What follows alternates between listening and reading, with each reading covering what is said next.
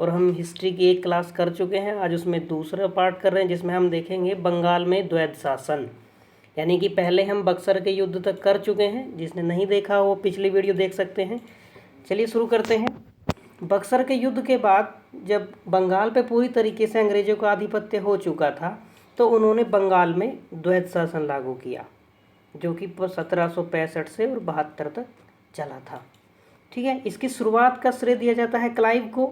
द्वैध शासन का मतलब क्या होता है? द्वैध शासन का मतलब था कि जितने भी राजस्व वसूली के कार्य थे, यानी कि जितने संपत्ति के अधिकार थे, जहाँ से धन की प्राप्ति होनी थी, वो सारे अधिकार हो गए अंग्रेज़ों के पास। और जितने भी प्रशासनिक दायित्व थे वो पहुँच गए नवाब के पास। ठीक है, यानी कि दीवानी जिसमें राजस्व वसूली थी, और एक शब्द था निजामत। निजामत में आता था पुलिस और न्यायिक कार्य, यानी कि छोटे मोटे फैसले भी वो लोग करते थे, और जो पुलिस थी वो कंपनी के अंडर में चली गई थी। ठीक है, यानी कि दीवानी का कार्य क्या होता था कि माल गुजारी के साथ साथ ये लोग आंशिक स्तर पर न्याय भी करते थे। और क्लाइव ने क्या किया था कि दीवानी का भार बंगाल में मोहम्मद रजा खां और बिहार में सिताब राय को सौंप दिया था। इस कार्य को इन लोगों को सौंपने का एक कारण था।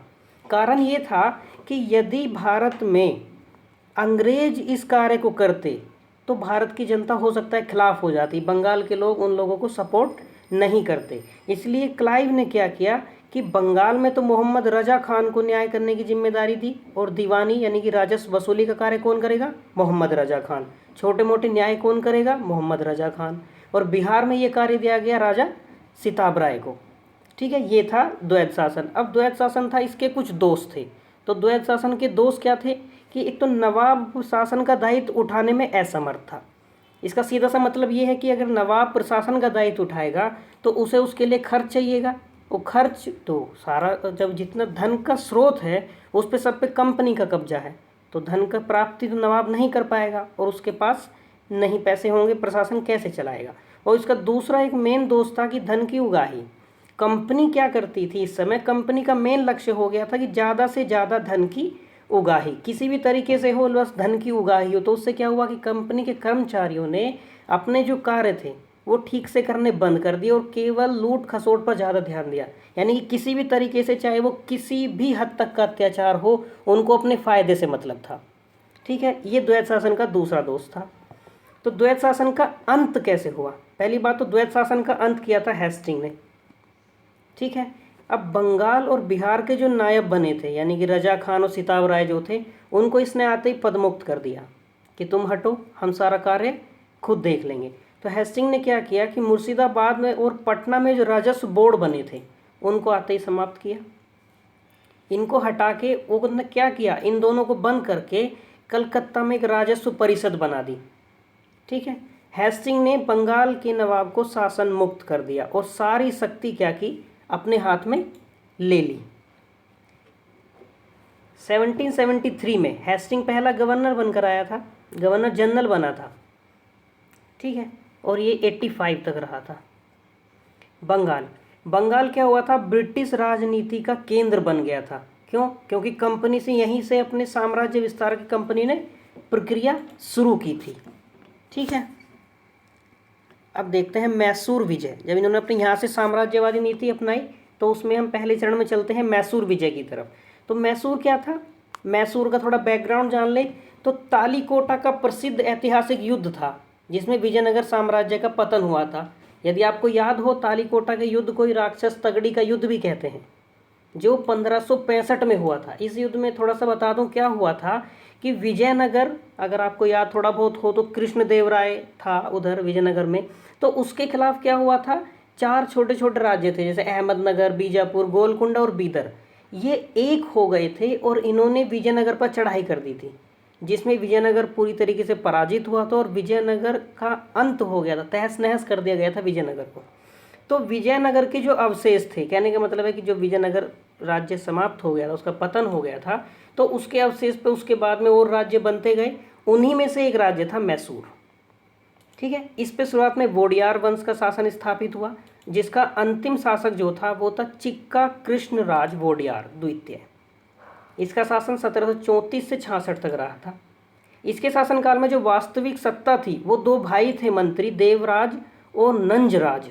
इनके हाथों में थी। अब यहीं से हैदर अली का काल शुरू होता है। जो नंजराज था उसने 1749 में हैदर अली को पहली बार चांस दिया था सैनिक बनने का। उसने सैनिक अधिकारी बनाया हैदर अली को, और हैदर अली अपनी काबिलियत के दम पर 1755 में फौजदार बन गया। ये बात को आप माननी पड़ेगी, ये बात आपको, कि हैदर अली वास्तव में एक योग्य शासक था। जब सेना में रहा तो एक योग्य सैनिक था, और जब शासक बना तो एक योग्य शासक बना था। ठीक है, तो हो क्या रहा था कि मैसूर पे ये मराठे, फिर से वही मराठों की दिक्कत। अभी हम देख रहे हैं 1755 में है, 1761 में मराठों की तसल्ली करता है ये अब्दाली साहब आके। ठीक है, तो 1758 में जब मराठों के आक्रमण का भय था कि मैसूर पर मराठे कभी भी आक्रमण कर सकते हैं, और ये दो भाई जो नंजराज और देवराज थे ये मराठों से निपटने में सक्षम नहीं हैं, तो हैदर अली ने अपनी कुशलता का परिचय देते हुए इसने आकर क्या किया, इन दोनों भाइयों से कहा, अच्छा अब तुमने बहुत दिन शासन कर लिया, तुम चुपचाप से संन्यास ले लो। उनको संन्यास लेने के लिए बाध्य किया, उनको कह सकते हैं जबरदस्ती इसने संन्यास दिलवाया, और सारी शक्ति अपने हाथों में ले ली ताकि ये मराठों से निपट सके।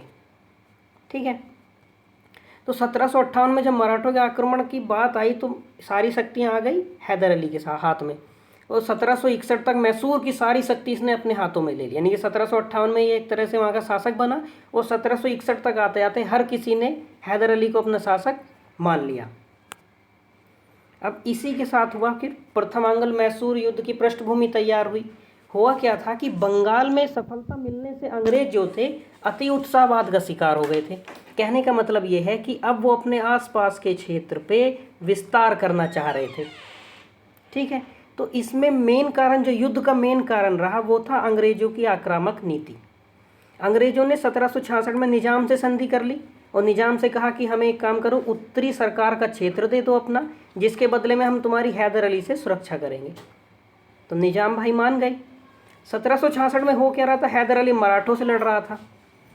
ठीक है, इस निजाम को थोड़ा सा ध्यान रखना है, कई बार पाला बदलेगा अपना, इसको थोड़ा पकड़ के चलना है कि अभी निजाम ने क्या किया है, अंग्रेजों के साथ में संधि कर ली है। ठीक है, और 1766 में हैदर अली मराठों से लड़ रहा है।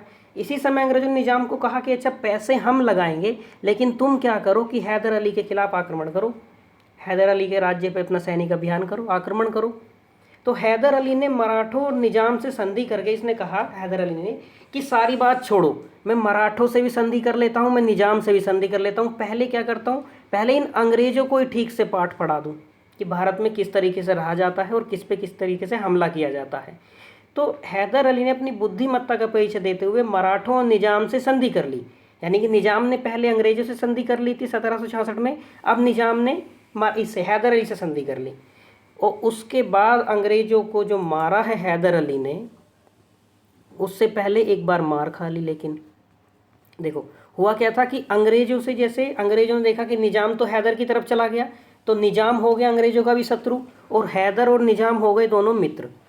ठीक है, तो इन्होंने अंग्रेजों के खिलाफ जब बेड़ा खोला तो 1767 में संगम और तिरुवनमलई के नाम स्थान पे दोनों की संयुक्त सेनाएं अंग्रेजों से लड़ी, लेकिन अंग्रेजों सैनिक कुशल थे, उन्होंने इनको पराजित कर दिया। जब ये पराजित हुए तो ये निजाम भाई को फिर से अपनी गद्दी सताने लगी कि अंग्रेज मुझे बदल देंगे। ठीक है, तो उसने फिर से 1767 में अंग्रेजों के पास चला गया कि नहीं नहीं, मुझसे तो गलती हो गई थी और हैदर अली ने मुझे भड़का दिया था तुम्हारे खिलाफ, मैं तो तुम्हारी तरफ हूँ। हैदर अली को भी इस बात पे गुस्सा है कि निजाम विश्वासघाती निकला, अंग्रेज तो जैसे थे वो थे ही।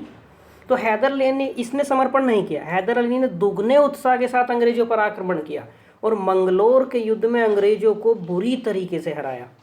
और 1769 आते आते उन्हें मद्रास से भी 5 किलोमीटर आगे तक खदेड़ दिया था, और अंग्रेजों को मद्रास की अपमानजनक संधि के लिए बाध्य कर दिया था। अपमानजनक संधि इसलिए है कि अंग्रेजों को आदत पड़ चुकी थी हर किसी से युद्ध हर्जाना लेने की, और हैदर अली वो व्यक्ति था जिसने अंग्रेजों से युद्ध हर्जाना ले लिया, और अच्छा खासा युद्ध हर्जाना ले लिया, और अंग्रेजों से कहा कि जो क्षेत्र तुमने हमारे जीत रखे हैं उन क्षेत्रों को वापस करो। ठीक है, और यदि मेरे ऊपर बाहरी आक्रमण होता है, यानी कि उसका सीधा इशारा था कि अगर मेरे ऊपर मराठे आक्रमण करते हैं तो तुम मुझे सहायता दोगे। ये सब बातें मद्रास संधि में थी जो कि अंग्रेजों ने मान ली थी। तो इस युद्ध से एक बात तो ये साबित हो गई कि अंग्रेज जो हैं वो अजय नहीं है, यानी कि उनको भी हराया जा सकता है, और ये बात सिद्ध कर दी हैदर अली ने। ठीक है, ये पहला युद्ध समाप्त हुआ मद्रास की संधि से। अब अंग्रेज भी शांत नहीं बैठने वाले थे और हैदर पीछे हटने वालों में से नहीं था। तो 1771 आते आते क्या हुआ कि मराठों ने मैसूर पर आक्रमण कर दिया और मद्रास संधि में ये बात लिखी गई थी कि यदि बाहरी शक्ति मैसूर पर आक्रमण करती है तो अंग्रेज उसकी सैनिक सहायता करेंगे। लेकिन अंग्रेज जो थे वो पक्के चालबाज थे, अंग्रेजों ने हैदर की सहायता नहीं की, यानी कि मद्रास संधि भंग हो गई। अब हैदर ने सोचा कि मराठों ने मेरे ऊपर आक्रमण कर दिया, लूट मार कर लिया, अंग्रेजों ने सहायता नहीं दी।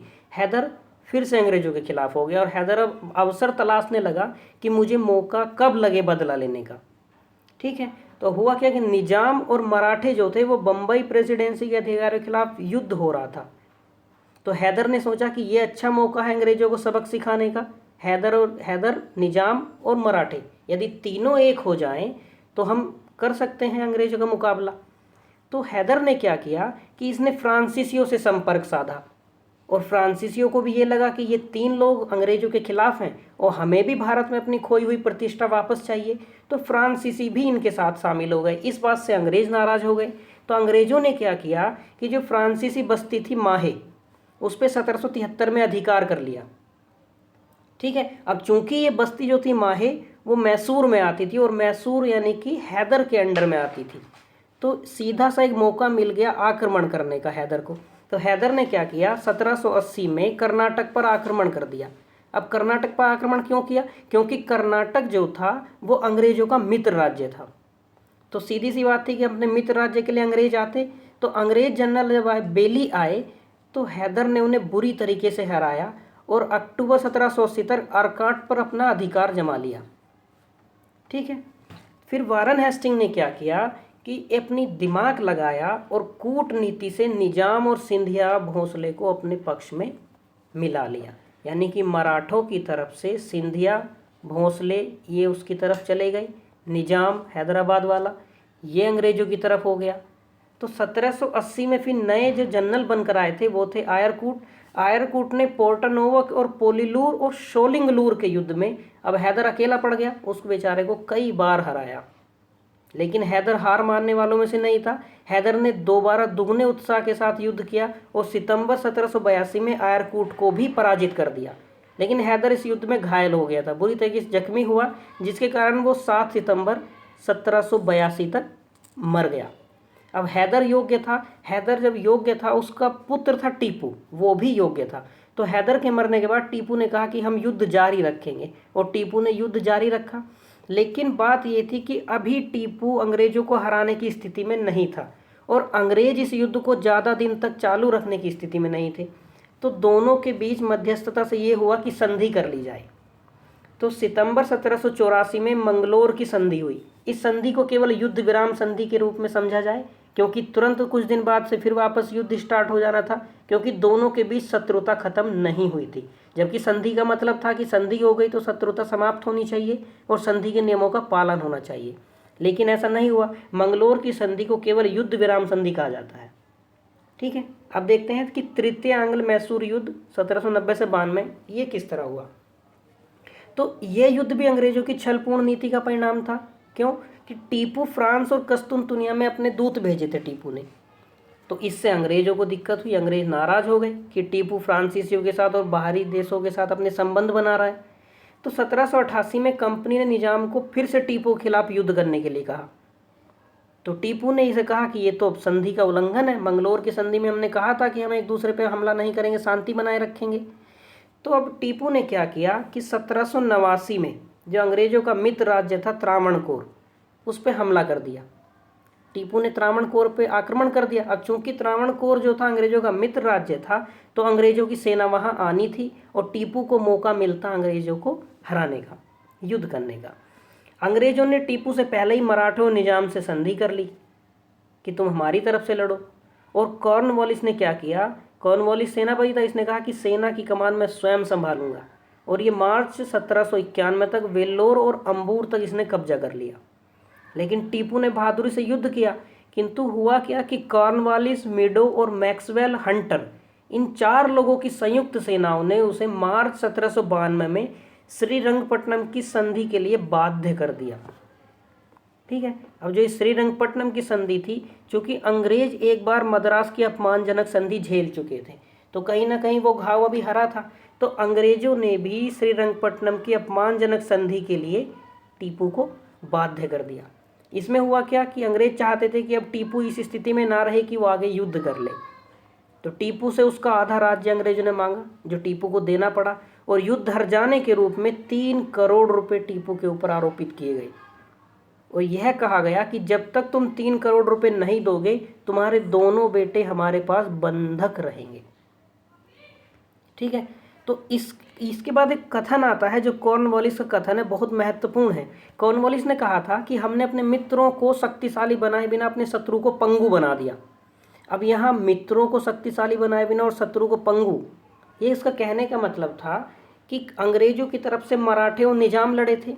अब भैया ये दोनों जो हैं वो फ्री में तो लड़े नहीं होंगे, यानी कि हुआ क्या था कि निजाम से तय हुआ था क्षेत्र निजाम को दिया जाएगा, और मराठे तो जो है लूट मार करते ही थे, इनको भी धन का लालच दिया गया था, और निजाम को एक क्षेत्र दिया गया था कि तुम्हें क्षेत्र दे देंगे, जिसके गुंटूर का क्षेत्र था, जिसके कारण निजाम इनसे नाराज भी होता है, बाद में देते नहीं है। तो कॉर्नवालिस ने कहा कि हमने अपने मित्रों को शक्तिशाली बनाए बिना, यानी कि ना तो मराठों को धन दिया, ना निजाम को गुंटूर का क्षेत्र दिया, और अपने शत्रु को पंगु बना दिया, यानी कि टीपू को बाध्य कर दिया संधि के लिए। ठीक है। अब यहाँ से देखते हैं कि चतुर्थ आंग्ल मैसूर युद्ध की पृष्ठभूमि क्या रही। अब होता क्या, श्रीरंगपट्टनम की संधि अपमानजनक थी, तो ज़्यादा दिन टिक नहीं सकती थी, क्योंकि टीपू भी स्वाभिमानी व्यक्ति था और एक योग्य व्यक्ति था, योग्य नेता था, शासक था। तो टीपू ने क्या किया, टीपू ने अंतर्राष्ट्रीय सहयोग प्राप्त करना चाहा अपने पिता की तरह। तो उसने क्या किया, उसने फ्रांस में जो बाहर उनके देश भी पत्र भेजे, और नेपोलियन से भी उसने पत्र व्यवहार किया, और भारत में जो फ्रांसीसी कंपनी थी उससे भी टीपू ने संपर्क किया। ठीक है। तो वेलेजली ने सोचा कि यदि भविष्य में टीपू दोबारा युद्ध करेगा तो हमें फिर से संघर्षरत होना पड़ेगा। तो वेलेजली ने भविष्य के बारे में सोचते हुए टीपू के पास एक प्रस्ताव भेजा कि तुम हमसे सहायक संधि कर लो, लेकिन टीपू कहाँ मानने वाला था। टीपू ने सहायक संधि को सिरे से अस्वीकार कर दिया। अब टीपू ने फिर से अपनी सेना को संगठित किया, क्योंकि वो जानता था कि अब जरूर युद्ध होगा, क्योंकि उसने उसके प्रस्ताव को खारिज कर दिया है। तो टीपू ने क्या किया कि फ्रांसीसी पद्धति से अपने सैनिकों को प्रशिक्षित करना शुरू किया। उधर अंग्रेजों ने क्या किया, उन्होंने मराठों और निजाम से युद्ध में जो लाभ होगा उनसे संधि कर ली, मराठों से और निजाम से, कि हम अगर टीपू के खिलाफ युद्ध लड़ेंगे और उस युद्ध से जितना भी धन प्राप्ति होगी, जितना भी लाभ मिलेगा, उसको तीनों में बराबर बांटेंगे। तो मराठे और निजाम अंग्रेजों की तरफ हो गए फिर से। इस बार अंग्रेजों के जो सेनापति थे वो थे आर्थर वेलेस्ली, हैरिस और स्टुअर्ट। ये हैरिस और स्टुअर्ट आपको आगे भी मिलेंगे, जब 1857 का विद्रोह हम पढ़ेंगे या उसमें भी आएंगे। तो 2 घमासान युद्ध हुए, टीपू बेचारा अकेला था तो दोनों युद्धों में पराजित हुआ, और अंततः टीपू बहादुरी के साथ लड़ता हुआ श्रीरंगपट्टनम के किले की रक्षा करते हुए टीपू 4 मई 1799 को मारा गया। ठीक है। आज हमने देख लिया है, यहाँ पे हम पहुँच गए हैं आंग्ल मैसूर युद्ध तक। आगे हम इसको कवर करते हुए 1857 से पहले तक का कर लेंगे, फिर 2 क्लास लगाएंगे जिसमें 1857 को पूरा कवर कर लेंगे।